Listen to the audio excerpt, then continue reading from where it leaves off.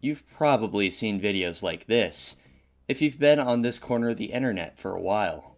Photos with disturbing backstories are pretty popular throughout social media. This video is going to cover classical Japanese prints that are both creepy and weird and have compelling backstories. Overall, I aim for this to be a window into classical Edo period Japan, which went from 1603 to 1868 AD, and beyond. Many of these photos are very freaky, so it's entirely up to you if you want to just listen to the audio. I'll leave timestamps in the description with the really gnarly images marked out in italics, and preface those section intros with orange instead of the normal blue lettering. Let's start from the beginning.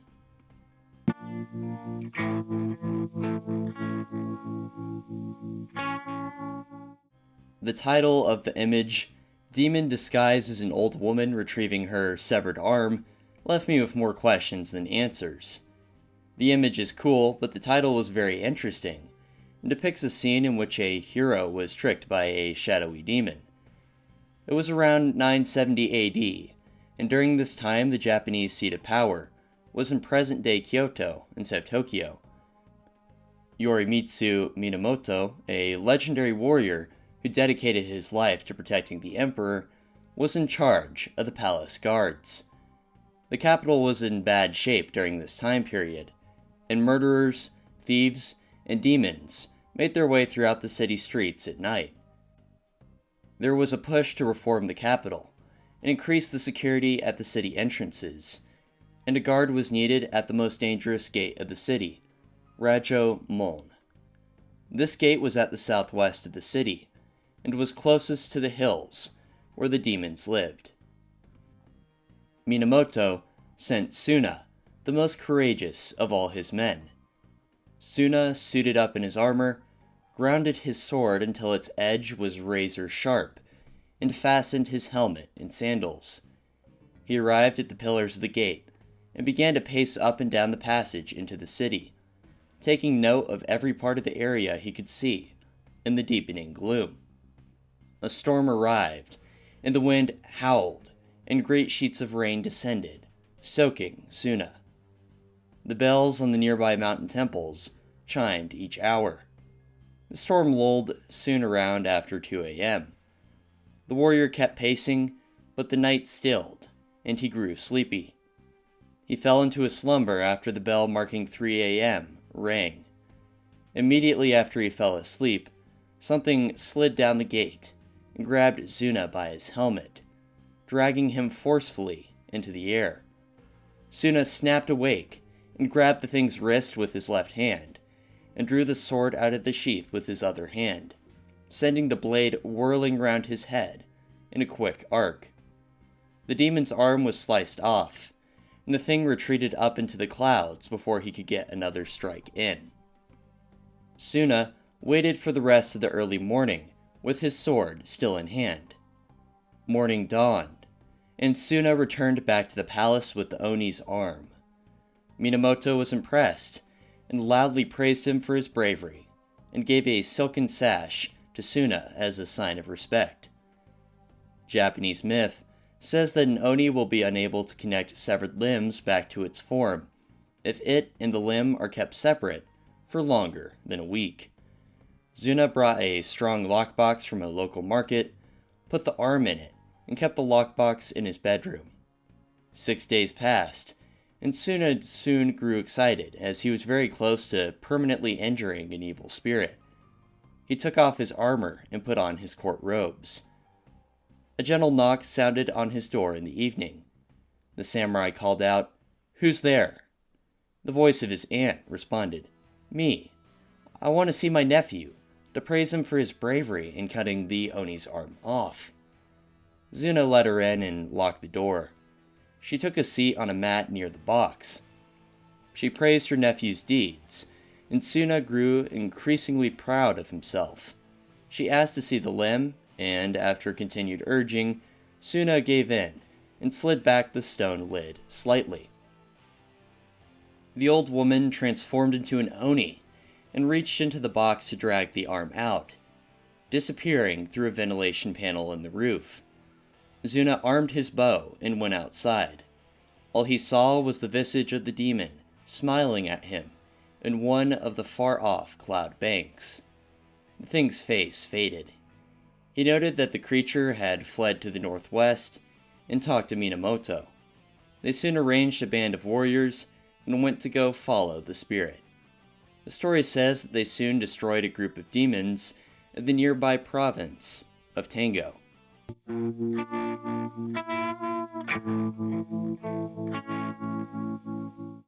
This piece of art dates to 1846, near the end of the Edo period. It was created by the artist Kuniyoshi. Kuniyoshi, who lived from 1778 to 1861, was considered a master in his genre of prints, which typically included images of popular actors, past warriors, and monsters. This one's titled The Sailor Tokuso and the Sea Monster. This creature is called an umibozu, or sea monk, for its bulbous, smooth head, which caused many people living near the coast who sighted it to compare its appearance to a Buddhist monk. These beings are said to be either the souls of drowned priests, or the progenitors of the other sea-based yokai. They will often take ships apart, piece by piece, or demand a barrel from the crew. If the human crew gives them the barrel, the unibozu will use it to pour great amounts of water onto the ship's deck, to the point that it sinks and takes out the crew. This print depicts the story of the sailor Tokuso, who went to sea to go fishing on the last day of the year, a day which Japanese sailors consider particularly unlucky. The sea monk emerged in a sudden horrendous storm, and spoke to the sailor in a ghastly voice. It said, "Name the most horrible thing you know." Tokuso yelled back, "My profession is the most horrible thing I know." The monster found that answer satisfactory, and let him be.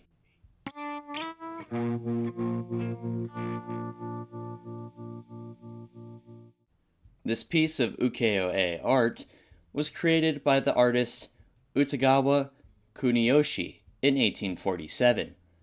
This one was made primarily as a joke, and features a man made out of other men, with even the clothes and the hands of the figure being composed of smaller human beings. The description of the painting, which is the lettering on the right side, notes, "The top knot of the man is composed of a man holding a portable brush and ink case, and the body is made of further men, wearing identical kimono." The piece was intended to be lighthearted. However, the artist wrote the following passage, taken directly from a traditional poem. "I desperately tried to find the source poem or a name, but came up blank. Anyway, the lines he inscribed on the print goes as follows. In any great man among men, there is no man at all. Some people become people. Other people make people." I found that quote super interesting.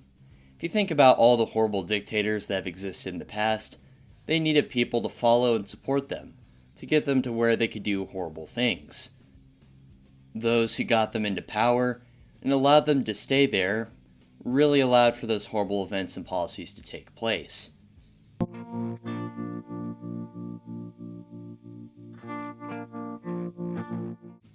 The woman Shizunome Ohyaku is part of a print series that was based on a classic Chinese novel called The Tales of the Water Margin, although the book is also known as Outlaws in the Marsh. This book tells the exploits of a gang of Chinese outlaws making their way through a dangerous part of the kingdom in the late 12th century.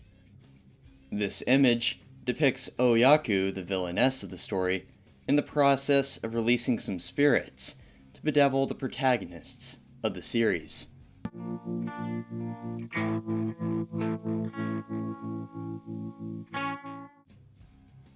The Yuki Onna are a race of spirits that resemble young women. Their skin is described as being as white as snow, and as cold as ice. They inhabit remote mountain passes, and sometimes break into homes to take out residents. They are killers, but some stories state that they can disguise themselves and marry, although these interactions typically end very violently when their husbands discover their true identity. This print by Sawaki dates to the mid-1700s and most likely depicts a popular story from Musashi Province. This story goes as follows. Mosaku and Minokichi were two woodcutters that lived in a small village in Musashi Province. Mosaku was an old man, and Minokichi was his 18-year-old apprentice. They took a trip in the winter months to the closest forest, which was around 5 miles from their home village. There was a single river on the way there, and a ferry boat operated there as the bridge had been taken out by a spring flood earlier that year. The men arrived at the ferry one cold evening on the way back from the woods. The ferryman had retired for the evening, and his craft was moored on the other side of the river. It was far too cold to attempt the swim, so they took shelter in a hut where the ferryman used to live. There was no brazier in which to start a fire, but there were a couple of bamboo mats in the windowless structure. They laid down on the mats and used their coats as blankets. The old man quickly fell asleep, but Minokichi laid still, listening to the roaring of the river and the storm raging outside. He eventually drifted off, but woke up quickly as snow showered on his face. He opened his eyes and saw a woman in white standing over Mosaku. She was blowing some kind of smoke on the old man's face, and she quickly turned towards Minokichi. He attempted to cry out, but his voice simply wouldn't work.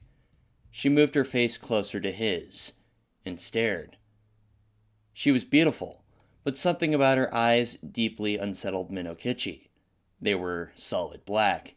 She said, "I intended to treat you like the other man, but I cannot help feeling some pity for you because you are so young. But if you tell anyone, even your own mother, about what you have seen this night, I shall know it, and then I will kill you. Remember what I say." She left, and he was able to move. He moved to secure the door and put several large chunks of wood from the interior up against it. Mosaku had passed away. Minokichi went out several hours later as the sun rose, and was able to make it back home with his mentor's body. However, he remained sick for several weeks. He eventually made a full recovery and continued to work while letting no one know of what had happened. Well, to a point. He eventually had to tell, or else we wouldn't have gotten any of this story.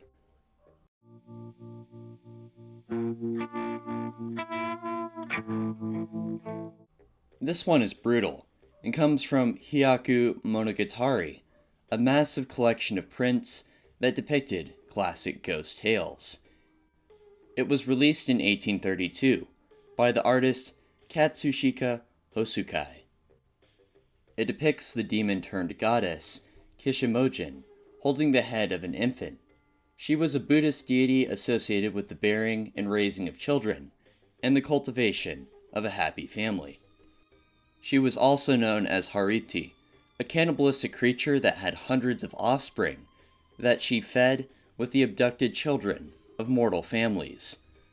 The mothers of the victimized children pleaded to Buddha to come save them.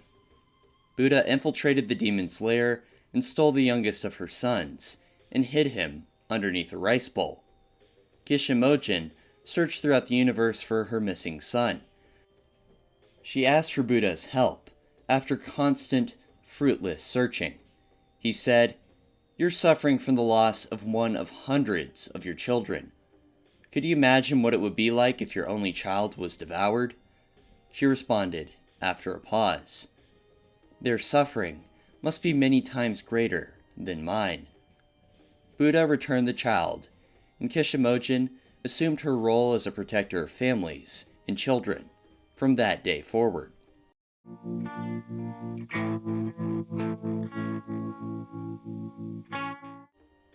This one seems fairly simple on the surface, but actually has a compelling story behind it. This print is a reproduction of a classic kabuki play, and was made by the artist Yoshitoshi in 1866. It's titled Gorozo, Battling a Shadow. Gorozo was a samurai who was in a conundrum. His former lord, a man who had been a mentor to Gorozo for many years, had fallen deep into debt. The lord had been spending all of his money to satisfy a noblewoman he had fallen in love with. Gorozo was a practitioner of the code of the samurai, so he knew it was his duty to take care of his former lord. However, unbeknownst to Gorozo, his wife had been seeing another samurai named Domen, an enemy of Gorozo's, who was in love with her. Domen had reached out to her and offered to repay the lord's debt if she left her husband and married him. She complied without her husband's knowledge. Domen repaid the lord's debt, and the two ran away together. Gorozo learned and was furious. He eventually caught up to the couple and launched a surprise attack. However, Domen decapitated the woman and disappeared as he was a master of witchcraft. Gorozo examined the body left behind and realized that Domen had run away with the lord's love interest. He further discovered that his wife took herself out and left a note for him explaining what she had done.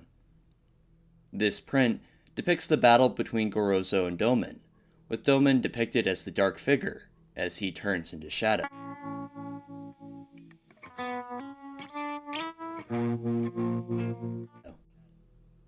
This print was made by the artist Kuniyoshi between the years 1843 to 1847, and is probably the best known image within this video. It was 940 AD, and the warlord Masakado was leading an army against the Japanese government. His force was destroyed after 59 days of battle by the central government. Masakado's cousin, Sadamori, won the day when he defeated and took out the rebellious warlord in combat at the Battle of Kojima. Masakado had a daughter by the name of Takayasha, who inhabited the ruined Soma Palace. Takayasha was a witch, and she was alone in a building full of dead troops who had fallen during the 59-day-long conflict. She met with a nearby mountain hermit and learned dark magic as she prepared to take revenge on Sadamori, who had taken her father's head and carried it to Edo. The print I'm discussing depicts Takayasha holding a scroll while reading the spell to summon a Gasha Dokuro. Gasha Dokuro are skeletal creatures made out of the combined remains of soldiers and victims of famine that have been left to decompose. The souls of these people who haven't gotten a proper burial live on. They pass away in a state of pain or anger, forming into a supernatural being made out of hundreds of individuals. According to legend, Takayasha's summoning was the first known appearance of one of these creatures. A loyal warrior of the throne, named Mitsukuni, soon arrived in the area around the palace ruins. Takayasha, in some stories, attempted to seduce the warrior. However, he suspected a trap and began to describe in great detail the brutal end of her father. Her facade broke, and she revealed that she was the witch. She then sprung her trap, releasing the Gasha Dokuro and an army of accompanying yokai. It revealed itself by ripping apart a nearby decorative curtain. Mitsukuni responded quickly and took out the witch, stopping the monster and disrupting the emergence of a group of demons in the process.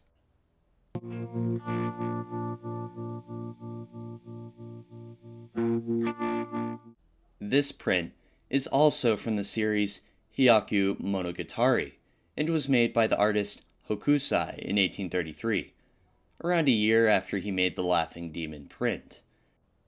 This print tells the story of Kohada Koheiji, a kabuki actor from the 18th century who was struggling to make a living.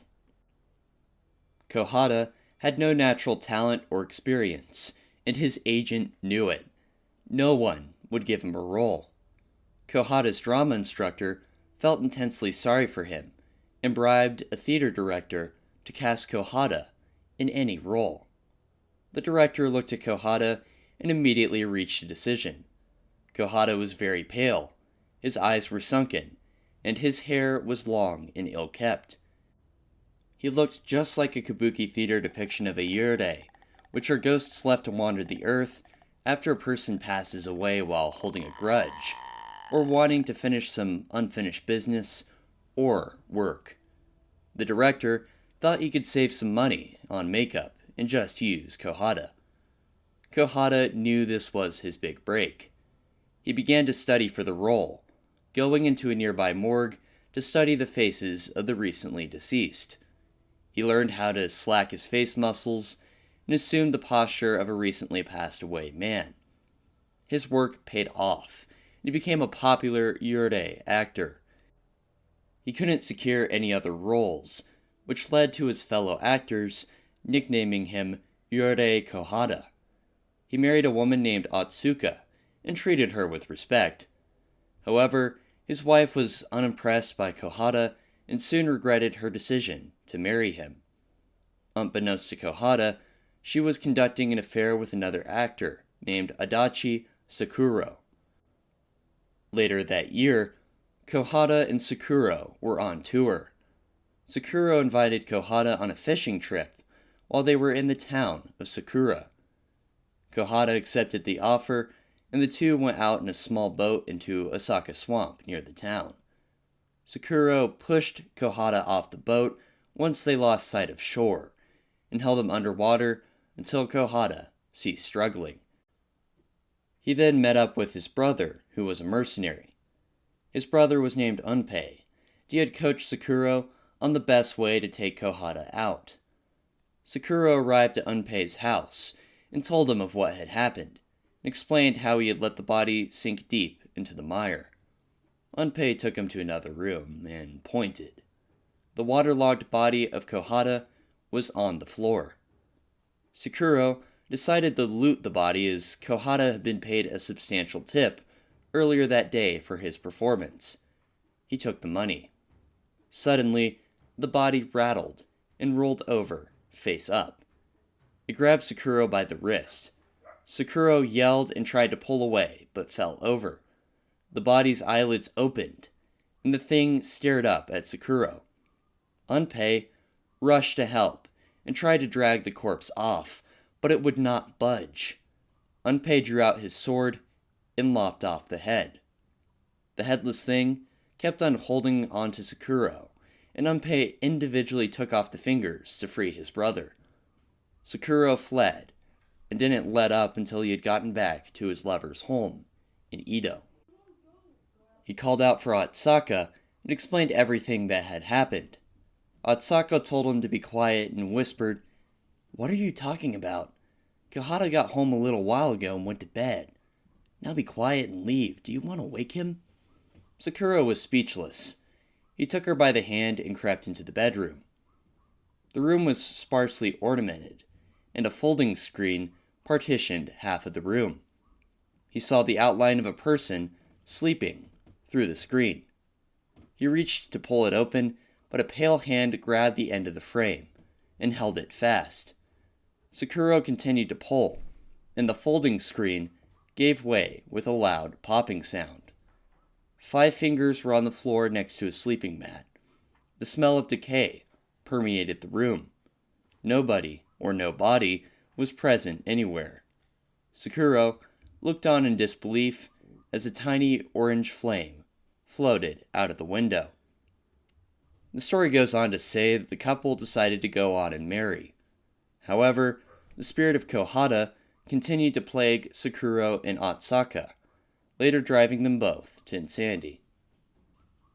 Alright, that's all for tonight. Thank you so much for watching. I'll see you in the next video. If you enjoyed the video, definitely consider checking out some of the other videos I've made, and take a look at the Patreon, where you can support me and get early access to videos for $1. Take care. Good night.